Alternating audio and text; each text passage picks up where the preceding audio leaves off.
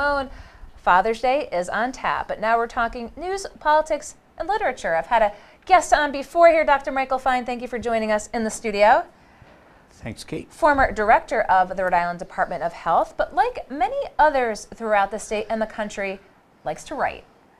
Now, we've seen as you've moved on from that position, still focusing on the healthcare arena and medicine, of course, but talk about that next step of writing and getting your writing out to an audience and what you've been working on and the reaction you've gotten, and we'll tell folks a little bit now about a partnership with GoLocal moving forward. Sounds great. And the partnership is really exciting. I've actually been writing for many, many years. Medicine was a detour, or was supposed to be a detour. I hung around the East Village in the late 70s with most of the New York school poets. There were lots of people I knew who are now known by others. And I thought I would do medicine while I was waiting for my writing to mature. That was a long time ago. But you've kept writing. But I kept writing. I finished a novel that wasn't published in the mid-90s. I kept writing short stories. And since leaving the Department of Health, that pace of short stories has increased. In fact, part of the reason I left when I left was because I thought it was time to really put attention to writing and to the imagination, because I think some of our political problems are problems of the imagination. We have opportunities to think and dream about how we might be better together that we don't use enough because we don't have a platform to imagine what everybody else's life is like. So the imagination function, it sounds like you're really tapping into both the left and the right brain here, firing on all cylinders. But, talk about those inspirations, about thinking outside the box, of that imaginative quality. What do you like to write about? Oh boy, I like to write about, or I find myself writing about things that I can't not write about, the secret lives of human beings, and about the secret strengths and hopes that people have, and about the risks of the life we live and the way we live it, because we can't imagine what it would be like to go down paths we shouldn't go down. So I have a novel coming out in next March called Abundance that is set half in Rhode Island and half in Liberia at the end of the last Liberian Civil War. It's about two young Americans lacking something in themselves who go to Liberia looking for that something in themselves, find each other, begin a relationship, and then are pulled apart by the Civil War. One of them comes back here and then goes back to Liberia looking for the person he lost. So that we got part of the idea was to give Americans and Rhode Islanders a close-up look at what a Civil War really is. So when we start to think about what it's like to be divided, and when we start to think about a partisan time, we remember exactly what we have at risk, which is more than any of us really can ever imagine. And so when you go through the writing process, I always love to talk with folks about what they go through. What's it like? Do you have the set schedule? You sit down? How many hours a day are you writing? I write 6 to 8 hours a day, and I have a set schedule. I get up first thing in the morning and work until 10:30, 11, sometimes noon, sometimes 12:30 today. And some of it is, sort of putting out words, and some of it is just taking the time to have the imaginative space to understand what a character would do and imagine what it would like to be that person, or try to. And it must be just, again, so helpful to try to see things through the lens of somebody else. Talk about that character development. It seems like almost being like an actor, like really trying to get into the role and figure out who they are and their motivations. Do you feel like these people really exist? I do. It's really something. I have to remind myself that these are people who I created, essentially. Though I didn't I think in order to do it, you have to suspend your ego altogether. And just be in the space of the person that starts often in a person that you know and then develops out of that. and that always surprises you, or always surprises me. I never know what's going to happen when I start a short story, or almost never. And then it begins to blossom by itself. They take on a life of their own. They take on a life of their own, and my job is basically to report the lives that they seem to have, even though they're, fiction.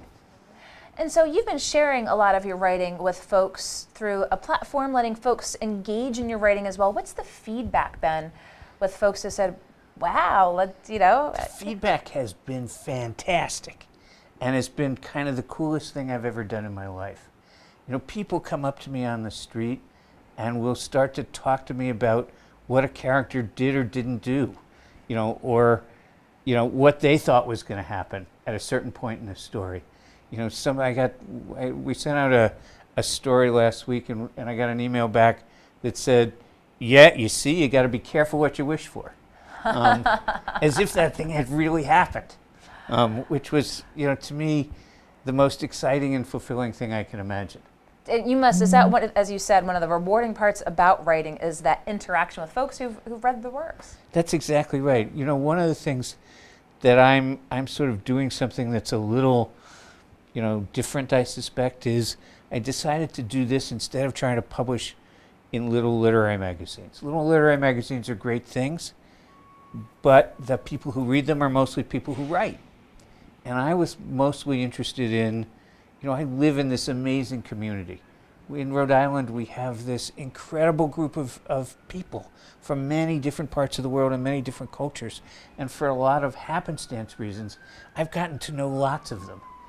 And so to be able to basically talk to them all, and to be thoughtful about how you write stories that include the stories of all our communities, to me is a way to bring people together at a time when everything else seems to be pulling us apart.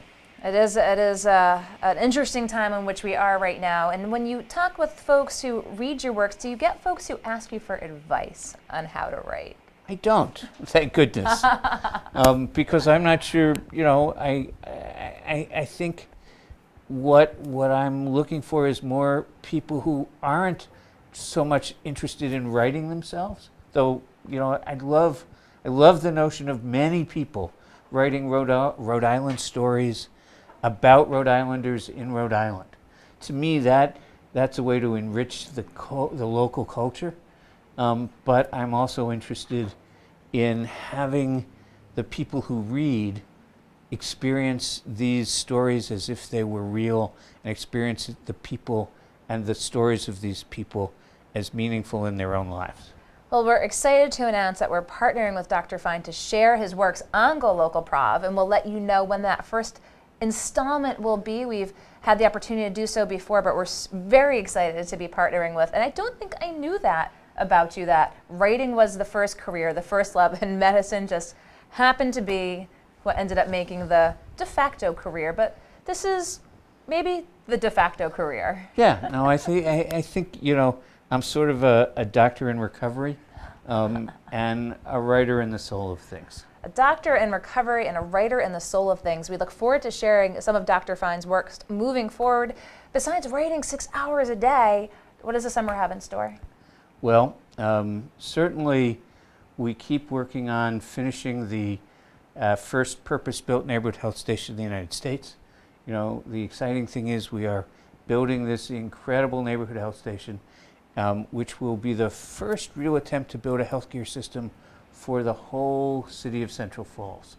And that to me is also incredibly cool.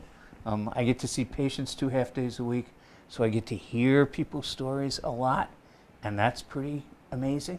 And then, I'm working with a group at the George Wiley Center called Healthcare Revolt, trying to find a way to provoke a little bit of a movement to change healthcare and to build a healthcare system from the ground up. Luckily, had the opportunity to have you in here a number of times to talk about the healthcare arena, but as you mentioned, the fiction side of things, allowing you and people who read your works to have that imaginative side, to think how things could be. And it's that how they could be, that's so interesting and tempting. We sort of live in paradise, And it just takes thinking a little bit different to make it a little more paradise yet. I have a friend and teacher, mentor named Dr. Bernard Lown, who will be 97 years old tomorrow. And I would love to send happy birthday wishes to him in Massachusetts. Happy birthday. Dr. Lown says, if you see the invisible, you can do the impossible. And I think fiction is in some ways, the art of letting the invisible be seen so the impossible can be done together. Well, I appreciate you're giving us a breakdown of sort of how you write and what to look forward to when we publish Dr. Fine's works on GoLocal Prof. Again, we'll let you know when that first one's coming in, but wanted the doctor in here to give us, again, a little of that background behind what we're going to be reading. So certainly appreciate it, Doctor. Thanks, Kate. Thank you so much. I'll let you go around the corner. Thanks. Okay, Thanks you. very much. Dr. Michael Fine, former director of the Department of Health, still very much involved in the healthcare arena, as he just mentioned, finishing up here, writes fiction and talks about why he does, how the characters he creates evolve the way they do, and looking to share it with more Rhode Islanders and even throughout the country. And we'll be featuring here on GoLocalProv.com. We look forward to this partnership with Dr. Fine and more moving forward. We appreciate your taking the time to tune into GoLocal Live today. Tomorrow, the big poll is going to be released. John Della Volpe, Harvard pollster, taking a snapshot of Rhode Islanders' views on politics. We look forward to releasing that with you here. And we'll also be at the Rhode Island State House as well. If you missed 3 o'clock, Rick Simone was on The Taste talking about Father's Day. It's a must-watch segment.